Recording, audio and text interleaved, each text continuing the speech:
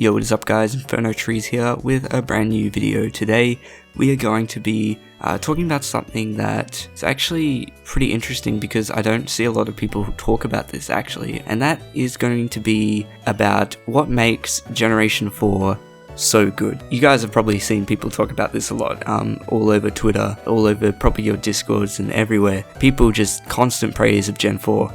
Specifically Platinum and Heart Gold and Soul Silver. And what a lot of people seem to be thinking is that it's just all the nostalgia talking and that's all that these games have going for them. But today I'm actually going to be talking about the reasons that these games are praised and the reason that they actually deserve the praise that they get. So I'm actually going to be just talking about the Sinnoh region games, not Heart Gold and Soul Silver, but Diamond, Pearl and Platinum, specifically Platinum because that is just a better version of those two games. But basically the point of this video is to show that these games aren't just praised because of nostalgia. There is actually reasons to why these games are considered a lot better than some of the newer games such as, Pokemon Sword and Shield and X and Y.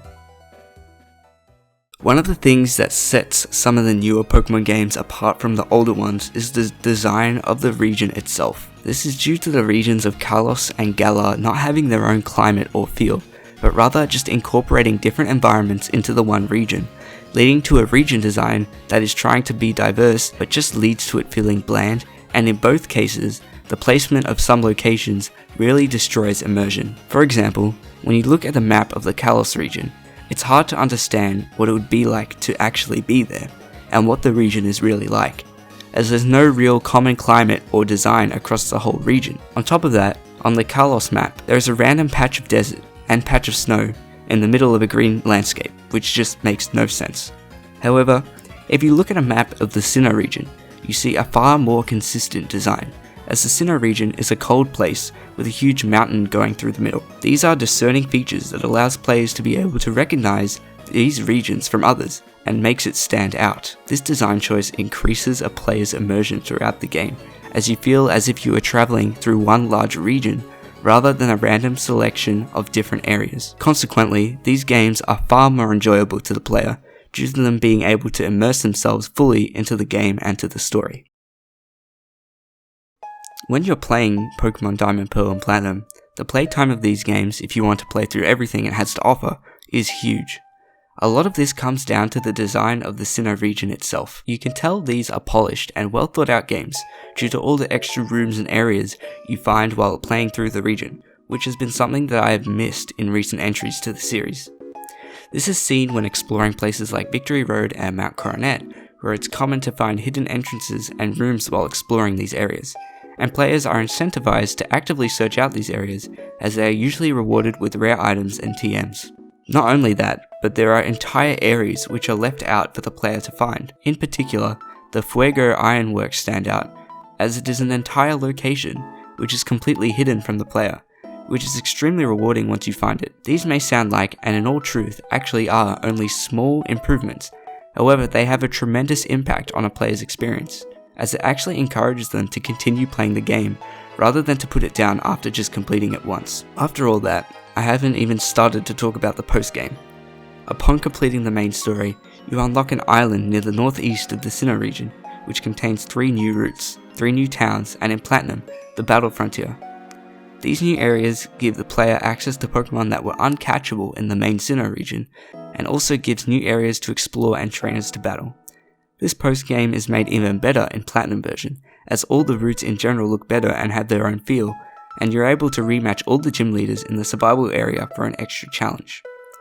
You are also given the opportunity to catch some extra legendary Pokemon in the post-game, and unlike what we have seen in recent Pokemon games, you actually have to find these Pokemon in a cave or on a route, and the Battle Frontier is absolutely one of the greatest features we have ever seen in a Pokemon game. There are so many different ways to battle, and now you can even team up with your friends for different multiplayer battles, which just provides even more content for the player. Now for something that is actually not discussed about often regarding Generation 4, and that is the story. Now I will admit, an amazing story is not necessary for a Pokemon game to be good.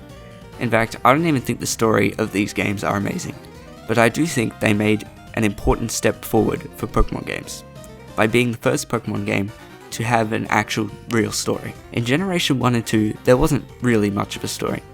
And to be honest, it was fine because it isn't necessary. And in Generation 3, an attempt was made, but due to the premise of the main villains wanting to flood or expand the landmass of the world with no motivation, it's pretty hard to take it seriously. Generation 4, on the other hand, presents us with the character of Cyrus, a psychopath who has clear motivation to create a new world, which comes from his core belief that the world is incomplete due to the existence of human emotions.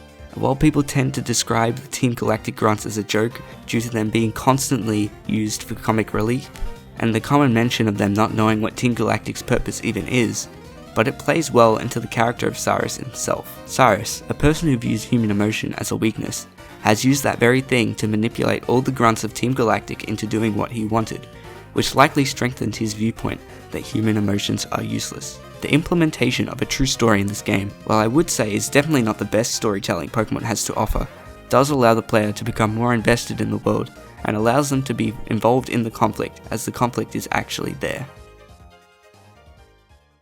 When it comes to discussing Generation 4, one of the most important things to bring up is the distinction between Pokemon Platinum and Pokemon Diamond and Pearl. Many people tend to completely disregard Diamond and Pearl as extremely bad games for a number of reasons. And don't get me wrong, I know Diamond and Pearl have major gameplay issues that really have an impact on the experience. However, to go as far as to list these as the worst in the series and rank them with games such as X and Y makes no sense. The reason for this is simple. All the great things I have mentioned previously can be applied to Pokemon Diamond and Pearl, not just Platinum. The setting of Sinnoh, the large amount of content, and great story are all found in Diamond and Pearl, and this is something that some people tend to disregard when determining the worth of these games. As I previously mentioned, I'm not saying these games are anywhere near as good as Platinum, because there are many issues with these games. First of all, the speed of these games is terrible. I don't mean the pacing of the story or anything, I mean the speed at which basic actions take. Things like the health bar, which moves at a ridiculously slow rate. Seriously, it can take over a minute in some cases for a Pokemon's health to simply go down. There's also this random delay between selecting a move and the turn actually starting, and one of the worst parts is that you surf at walking speed. I seriously have no idea why they even made this decision. It just seems so stupid. Luckily, Platinum fixed these issues by increasing the rate at which health goes down and by returning the surfing speed back to normal to be more in line with the Generation 3 games. Another problem with Diamond and Pearl is the Pokemon diversity issue. The most common complaint is the lack of fire types in Diamond and Pearl, with Ponyta being the only fire type available apart from the fire starter Chimchar. Another issue with this is that in the Snowpoint City gym, which is an ice type gym, pretty much every trainer just uses Snover and Sneasel because they didn't really have any other options. Most of the trainers in this gym use Pokemon that aren't even ice type, for example Floatzel, Steelix and Quagsire. And the gym leader even uses Medicham in the previous Snowy Route 216 because there wasn't enough ice types in the Sinnoh Pokedex. Both of these issues were fixed in Platinum, as new fire type options were placed around the Sinnoh region such as Magmar and Houndour, and ice types like Snorunt and Swinub were added to increase the variety. Not only did Platinum solve the issue of a lack of Pokemon variety, but by adding all these new Pokemon to the Sinnoh region, they created one of the most diverse Pokemon pools we've ever seen. Pokemon like Scyther, Porygon and Ralts were now available to players during their main playthrough, which for some reason in Diamond and Pearl were kept until the post-game, despite having new evolutions for these Pokemon being introduced in that game. Another thing that Platinum improved over the original Gen 4 games was that it added some character to the Sinnoh region in a few places. One of the obvious improvements was the change in character designs.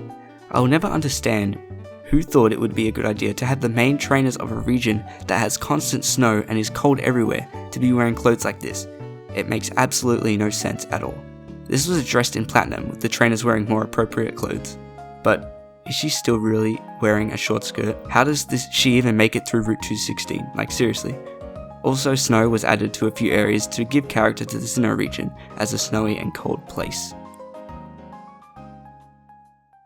This wasn't supposed to be a review of these games, but rather to show why these games are so praised throughout the community, and to show that there is more to this praise than blind nostalgia. I might do a full review of these games in the future, as I didn't really touch on many of the downsides of these games, as it wasn't the intention of this video. Anyway guys, if you did enjoy this video, make sure to leave a like, subscribe, check out my Twitch and my Discord, links are in the description, and I will see you all in the next one.